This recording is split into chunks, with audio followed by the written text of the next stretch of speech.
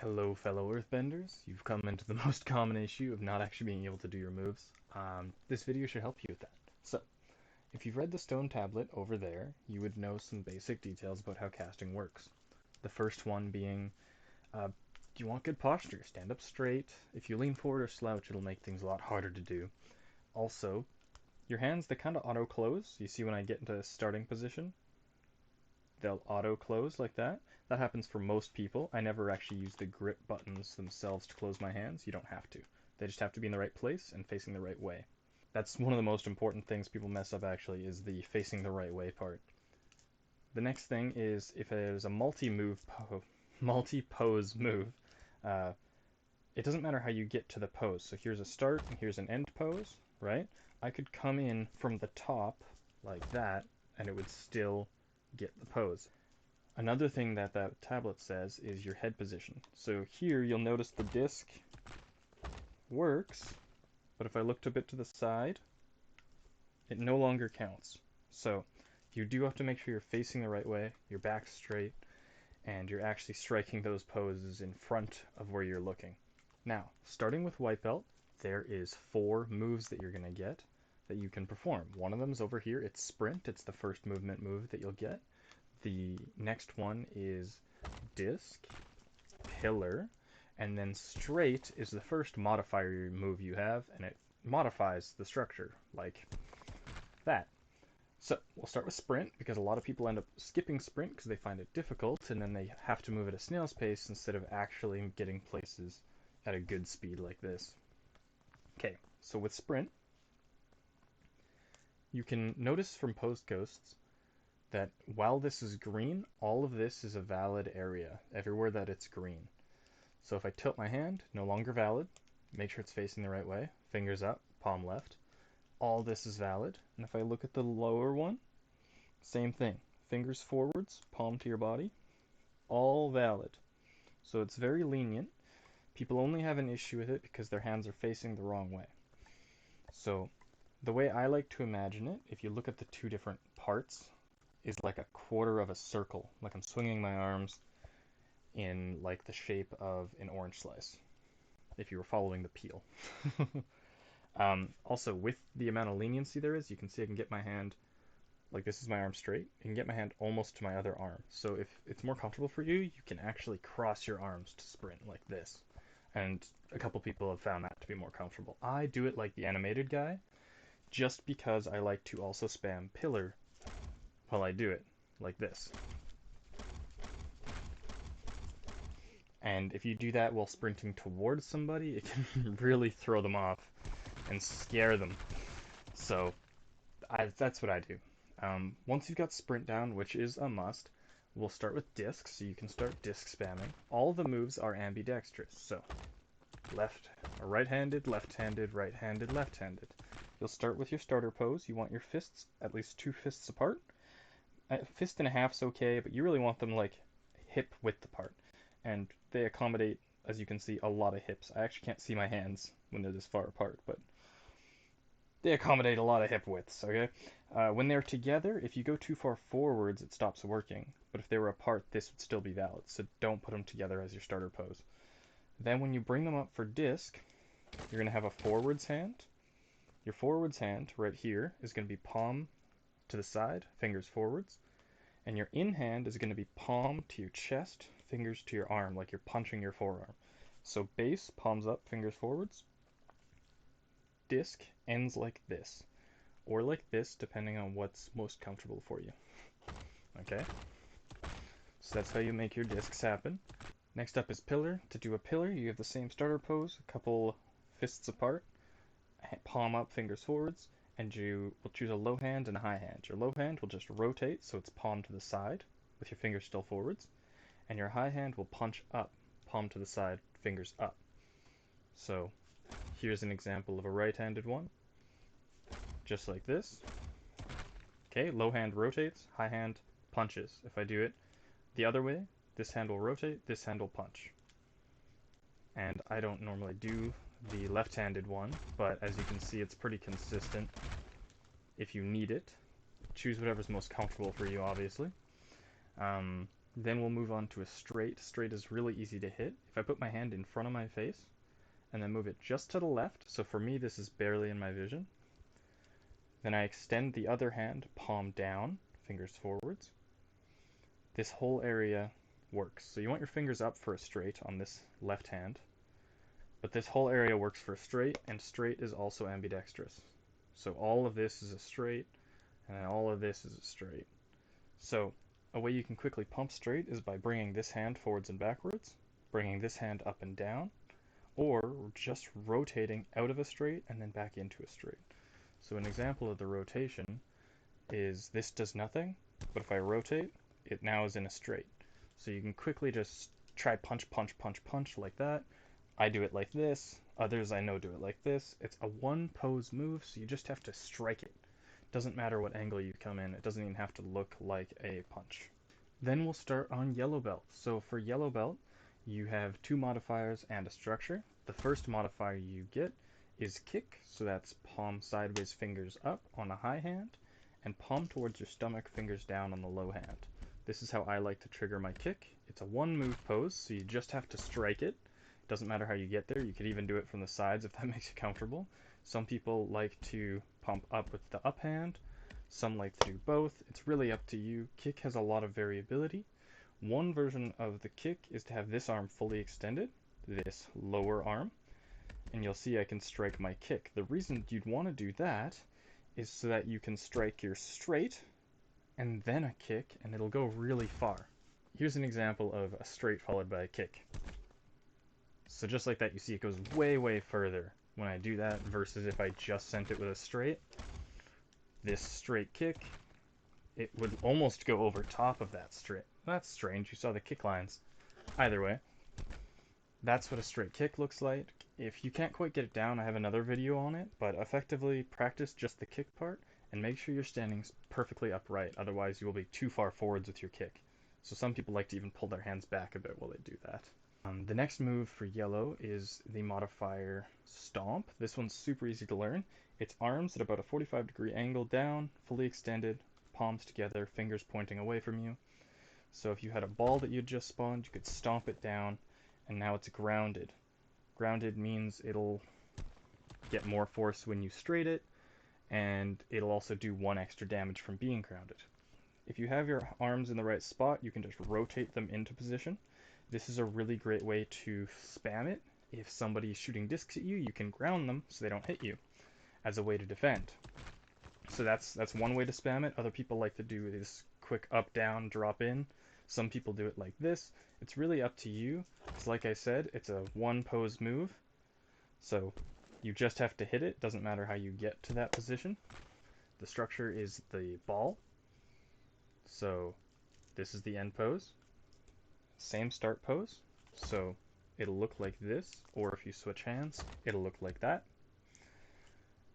The trick with ball is you want to rotate your hands facing each other, keeping your fingers pointing forwards. Choose a close hand and a far hand. Your close hand will rise straight up, and your far hand will be fully extended. Okay, so rotate in before you lift, and then extend. Extend and raise. Okay? I do ball with both sides. I find it gives me a lot of options for my combos of moves. I would recommend that you also try and learn things both sides and figure out what's most comfortable. So now we're on to green belt. Green belt, you'll get one structure again, you'll get a movement, and you'll get a modifier. So here is your first structure, same starting pose, couple fists apart on the hands, and you bring them all the way up, palms still facing up. Make sure they're not too close to you, and make sure your hands are not too close together. Okay? You can even go pretty wide on this, but you really want to make sure you lift up high, because the wall, if you look, it's higher than the pillar is. So you have to lift really high. If you're having issues with it, that's probably where your mistake is. Awesome. Now, you'll also get jump. So the first hand for jump, your low hand, that'll be in the same position as the starter position. So I'll choose this as my low hand. This hand just needs to reach up into the sky, just a bit above my head here, to the right and above my head, and that'll make me jump. Okay, and this is ambidextrous. So I never do it left-handed like this, but it does work. And I have really low ceilings, like they're right in front of me, so it still accommodates that, which is great. The modifier that you'll get is called Uppercut. It has the hand here in a very lenient way. It can be vertical or sideways, right? And then you're just gonna have this hand kind of half extended between your face and the full extension, with the fingers up and palm facing your face, okay? Now, this has some uses. Like if you had a cube, you could uppercut it and then straight it. It's really a combo ability. It doesn't do a ton on its own. Like if I just do it on a wall, it just falls, and it's kind of lame. Uppercut has a lot of uses, but it's pretty bad on its own. If you uppercut straight a cube, it'll roll really far. It's better to do the straight before the uppercut, but it is harder, so keep that in mind. It'll get more speed and go faster and farther if you straight it before the uppercut, but I think it's easier to do the uppercut first. Same on a pillar. You can uppercut straight. It'll basically throw it like a spear. Again, straight is still better to do first. I just don't have enough practice at that. You can uppercut after doing a ball. So if I do a ball, if I rotate this hand so that the fingers are up and palm faces my face, I can just bring it back for an uppercut. Now this is super useful if someone's in the air or if someone's hiding behind a wall, to shoot the balls up in an arch and hit them behind that wall.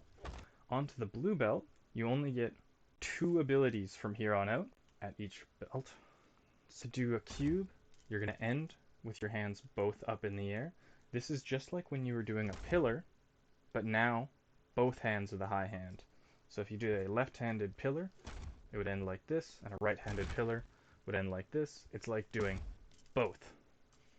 Then you'll also get dash. So just like when you learned to jump, down here, choose your low hand. It'll be in the same place as your starter position would have been, except for this high hand, or your far hand, whatever you want to call it, will land the same way as if you were to do ball, right? And you can rotate in and out like this if you want to spam it, or you can pump this elbow to spam it. It's fully up to you. The reason that it's so important when you do your ball to rotate at least the close hand to be sideways before you bring it up is because otherwise it'll interfere with your dash. See how my hand is so high up, it's almost touching my chin, and it still counts as a dash. So make sure that you definitely rotate your hands in before bringing up for your ball. Okay, otherwise you can dash into your ball and then it'll summon, hit you in the feet, you'll feel bad, everyone will laugh at you, and no one wants that. So onto red belt now. So parry is both hands, fingers up, palms away from you, extended about shoulder width apart. It can trigger when they're touching like this, but it's a little harder, so I would just keep your hands apart. Now, things people mess up with parry, they'll parry up. You can't parry up. They'll parry to the side. You can't parry to the side. You have to make sure that it's where your head is facing, and while the head has leniency on up-down, the arms really have to be at shoulder height. Make sure that they're not parrying up. If something's coming down at you and you can parry it, parrying forwards has the same chance of actually hitting it as if you were to somehow get lucky and parry high enough that it still counts. Okay, so make sure you parry forwards. It ungrounds stuff, so it is a really convenient way to unground and then rotate into a hold. It's a really quick way to parry hold, to pick something up, instead of doing the old kick hold that you probably would have done if I didn't tell you otherwise.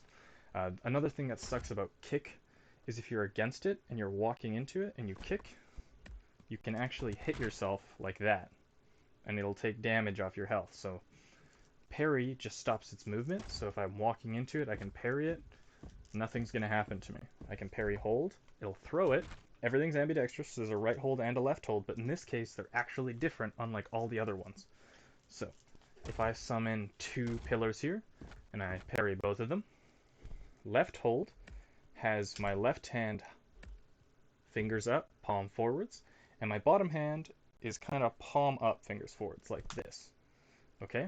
Now this attaches it to my left hand. So if I bring it over here, I can do a hold with my right hand on top, and now this is attached to my right hand, while this one's attached to my left hand. Okay?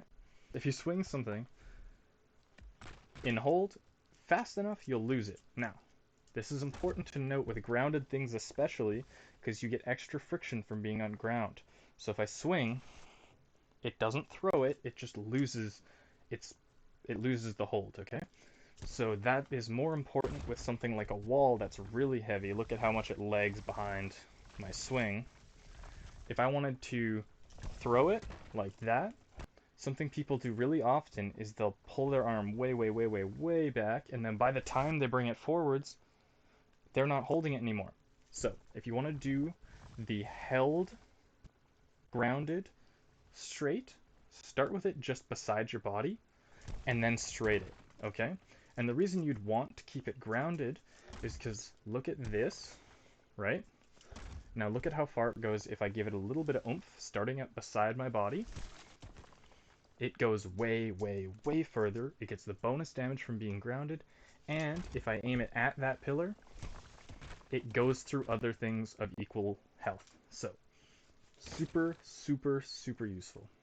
If you have a ball, it's really, really low, so if you hold it, it'll count as holding it up high, and you'll get this effect. Now, that could be exactly what you want if someone's jumping through the air, you want to quickly hit them, but it could also not be what you're looking for. So to avoid that, start your hold down low. Bring it up, and when it reaches the bottom of that hold position, just like this, you'll notice it didn't throw it. That's because the bottom of the hold position is low enough to not ruin your day. Okay, so I'll show you again. Put it in hold position and bring my hands up. Now that really quickly puts it in my hand. Wait for it to be on the ground. Okay? Same thing that people have with parry though, is parrying too high. Don't hold too high, okay? See how my hands are closing here? This is the max height for hold. Anything higher, it will not hold. So if you can hold it, it will work. Just make sure you hold in front of you. Shoulder height works best, okay? Now, on to black belt. What you get is explode, which is a modifier, and flick, which is another way to manipulate the objects. So, if I give this explode, it's palms towards your body, fingers together, like you're punching your hands together, okay? You also get something called flick. What flick does is it gives you the ability to hold an object without accidentally letting it go. So, to perform it, both palms either face to the right side or both palms face to the left, with them being about 2 fists apart and stacked vertically. So this is one version, this is the other. It doesn't make a difference. They are attached to both hands. It'll be in the middle. Now, if you swing your arms around, you'll notice you can't get rid of it. To drop it, you need to ground it or break it on something. I have a whole video I'll show up there explaining all the different things you can do with flick. It's pretty useful actually. Most people just don't see the true power in it. I hope that this answers all your questions about pose issues, and have a great day.